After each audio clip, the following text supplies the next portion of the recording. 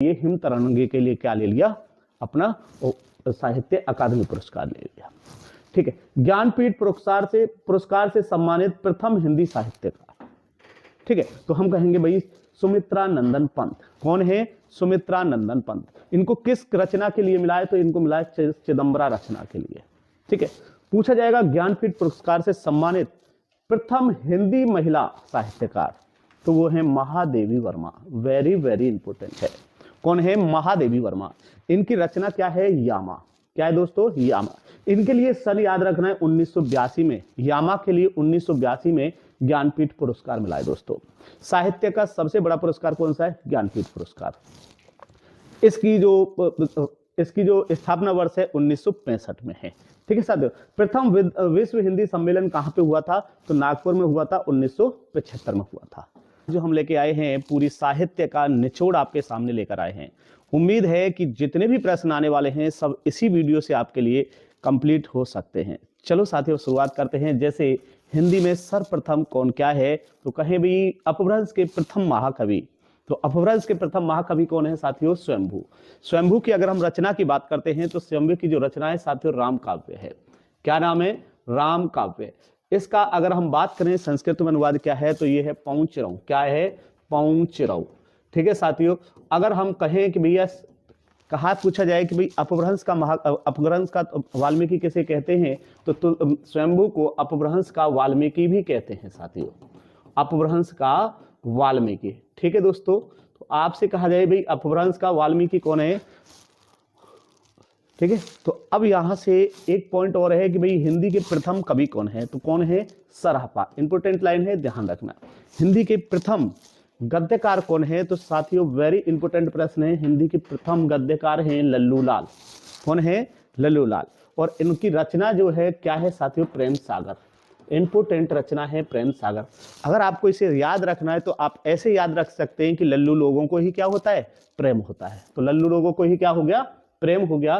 तो लल्लू लाल मिश्र। ठीक है, यहां से कहा जाएगा हिंदी साहित्य की प्रथम रचना। तो हिंदी साहित्य की प्रथम रचना जो है साथियों वो है पृथ्वीराज रासो।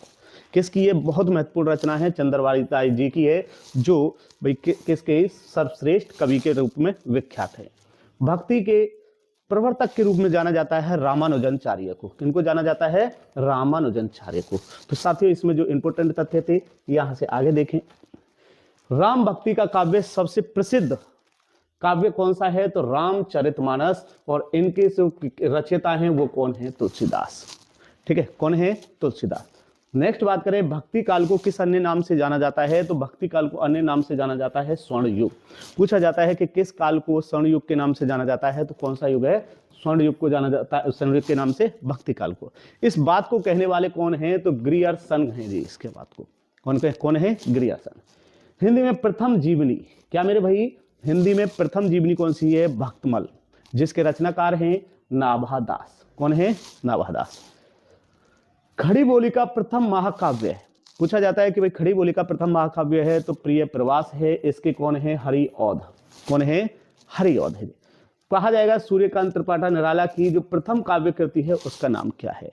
तो साथियों उसका नाम है जूही की कली। अब कैसे याद रखेंगे?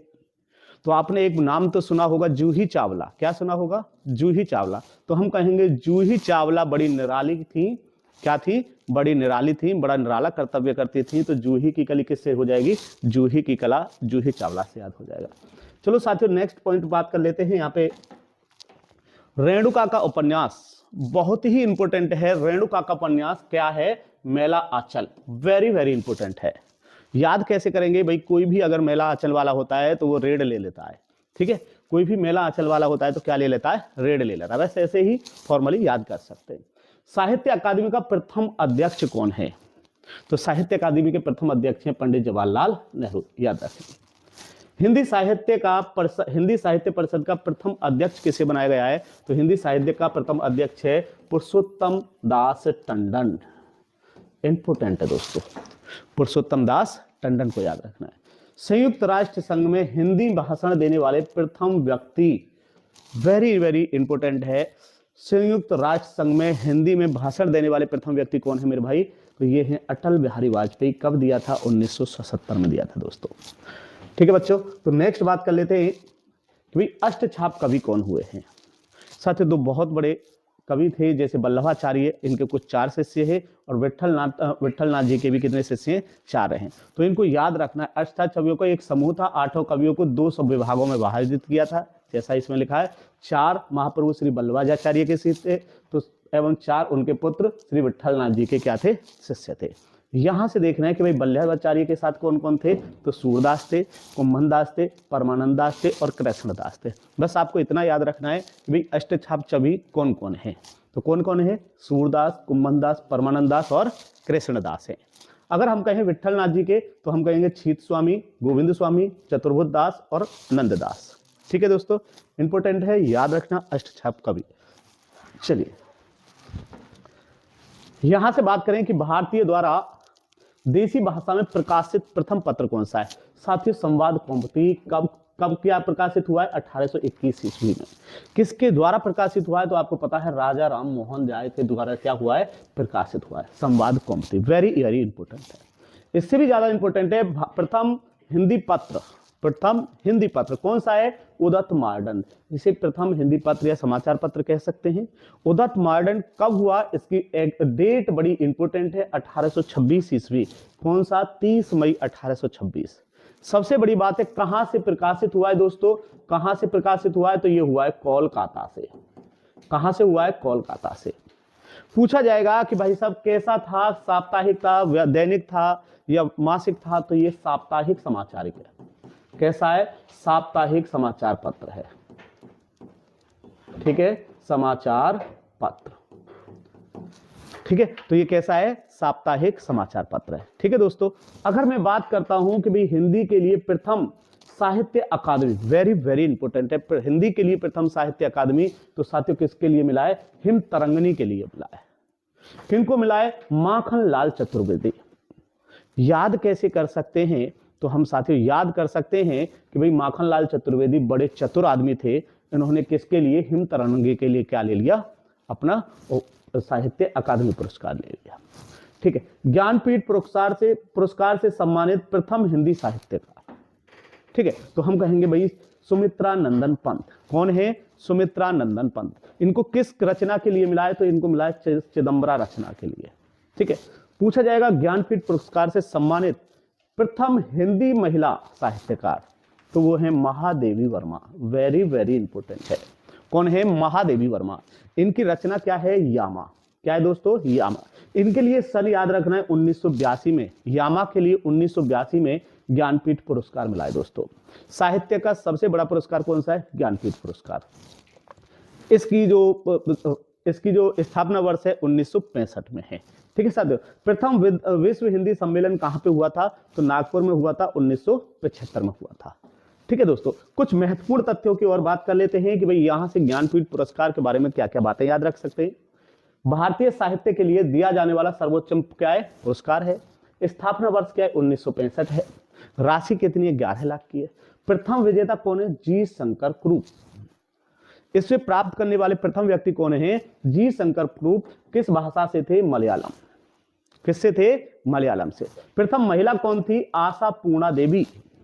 ये कहां से हैं, ये बंगला से बिलोंग करती है। अगर हिंदी के बारे में पूछा जाए तो कौन सी है, महादेवी वर्मा।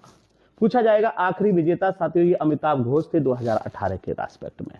ठीक है, चलिए अब बात कर लेते हैं साथियों कि भाई ज्ञानपीठ पुरस्कार लगभग 10 लोगों को मिला था। हमने यहाँ पे महत्वपूर्ण कुछ लोगों को लिया है। जैसे हम कहें भाई चिदम्बरा है, चिदम्बरा के लिए 1968 में किसको मिला है, सुमित्रा नंदन पंत को मिला है। किसको मिला है, पंत जी को मिला है, सुमित्रा नंदन पंत। ये सारी चीजें आ जाएंगी आगे, सब याद हो जाएगा। उर्वशी के लिए 1972 में, उर्वशी के लिए 1972 में साथियों किसको मिला है, तो ये मिला है साथियों रामधारी सिंह दिनकर जी को। किसको मिला है, रामधारी सिंह दिनकर जी को मिला है। कितनी नावों में कितनी बार, कितनी नावों में कितनी बार, 1978 में साथियों किसको मिला है, ये अज्ञे जी को मिला है। किसे मिला है, अज्ञे जी को। यामा के लिए किसको मिला है, 1982। ये डेट बड़ी इंपॉर्टेंट है। यामा के लिए जो मिला है महादेवी वर्मा जी को मिला है। तो इसमें हमें ये महत्वपूर्ण तथ्य याद रखने थे। ठीक है, चलिए अगर बात कर लेते हैं कुछ और इंपॉर्टेंट तथ्यों की, तो कुछ सिद्धांत हैं।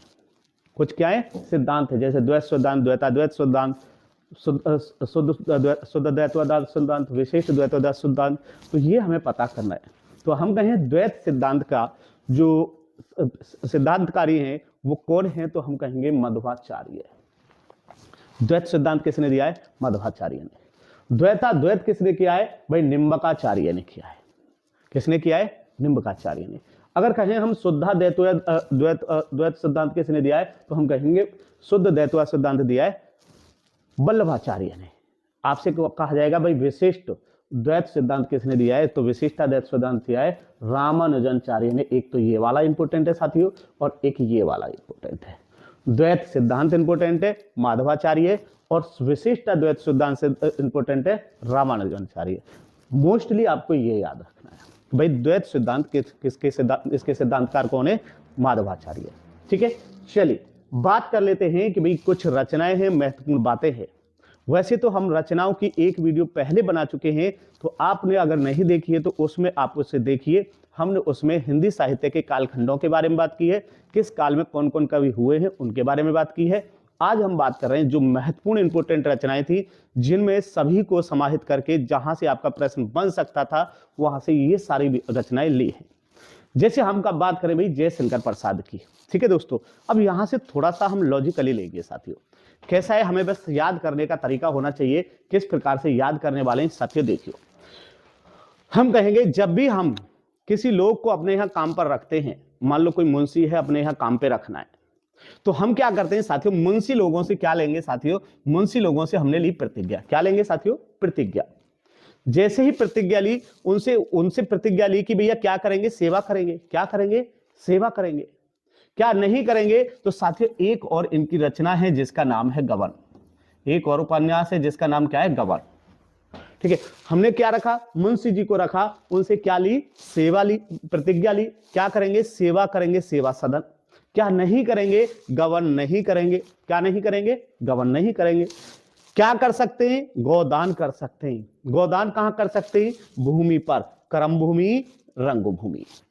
ठीक है दोस्तों, तो आपको यह पता होना चाहिए भाई मुंशी जी हैं, और मुंशी जी के पीछे क्या लगा है? प्रेम लगा है, तो प्रेम तो होना लाजमी है, प्रेमचंद है ना। तो मुंशी जी को क्या हो गया? प्रेम हो गया। क्या हो गया दोस्तों?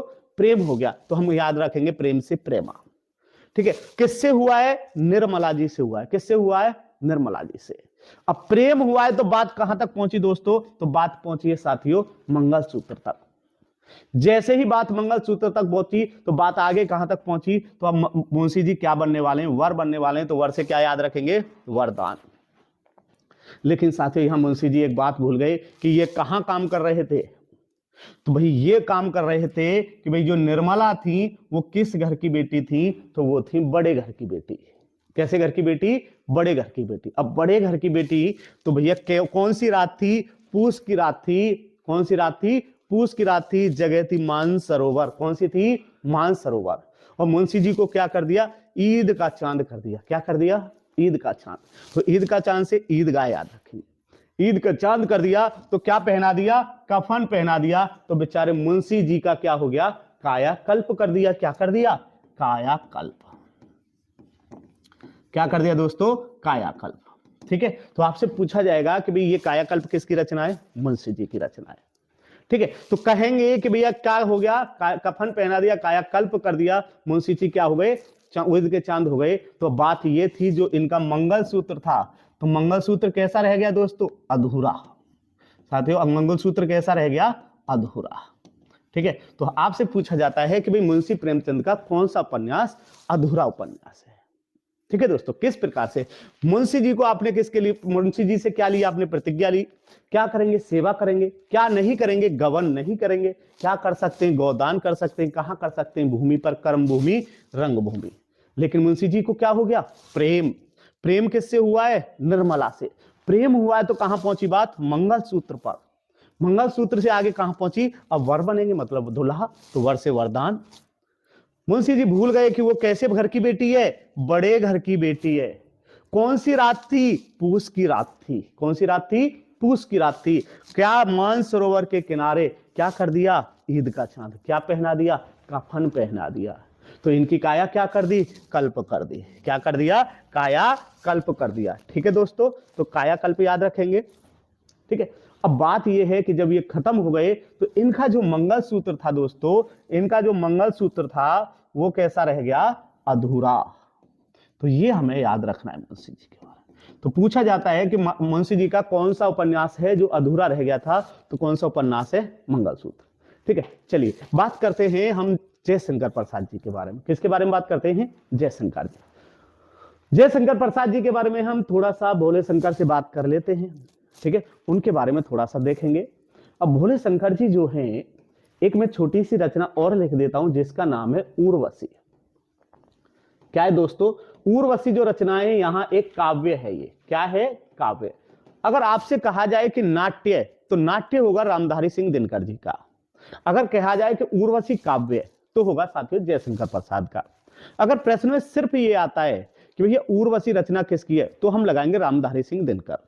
अगर प्रश्न में आता है कि भैया उर्वशी काव्य किसका है, तो हम लगाएंगे जयशंकर प्रसाद का है। ठीक है दोस्तों, तो यहां से बात करते हैं भाई जयशंकर प्रसाद जो है, इनके अंदर क्या जागी, कामना। साथियों क्या जागी इनके अंदर, कामना। कामना किस प्रकार की जागी भैया, इनको क्या हो गया, प्रेम। प्रेम किससे हुआ है साथियों, उर्वशी से। किससे हुआ है, उर्वशी से। अब जयशंकर प्रसाद को किससे प्रेम हुआ है, उर्वशी से। प्रेम क्या हो गया, पथिक, प्रेम पथिक।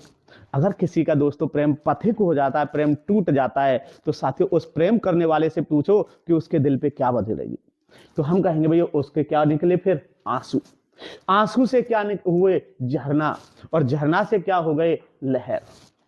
ठीक है दोस्तों, तो हमने कहा भैया जयशंकर प्रसाद, तो हमने शंकर जी को लिया है, मतलब भोलेनाथ को लिया है। अब प्रेम किसका टूटा है, भोलेनाथ का टूटा है। किसका टूटा है, भोलेनाथ का। अगर छोटे मोटे अट्टे पट्टे आदमी का प्रेम टूटता तो क्या होता, कुछ बात अलग थी, लेकिन ये तो भगवान भोलेनाथ का क्या टूटा है, प्रेम टूटा है।